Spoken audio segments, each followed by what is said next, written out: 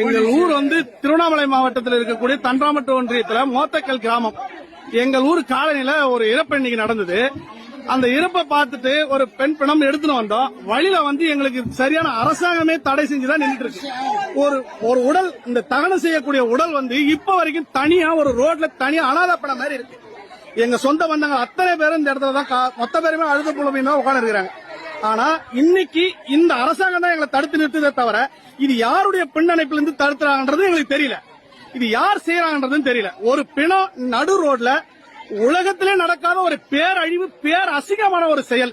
இது அரசாங்கமே செய்து பார்த்தா அசிங்கமா இருக்குது. இது திராவிட மாடல்னு சொல்லி என்ன வேணாலும் சொல்லலாம். இது எதுக்குமே பயனற்ற ஒரு ஆட்சியா அமைக்கலாம் இருக்குது. இது எப்படி இது சரியான ஒரு தீர்ப்பாது? இந்த நாட்டில் இப்படி எந்த உலகத்திலேயாவது 21ஆம் நூற்றாண்டுல கூட இந்த நாட்டில் நடக்குது? எவன் ராஜராஜ சோழ, எவன் ஆண்ட பரம்பரை, எவன் இதுல நம்மளுக்கு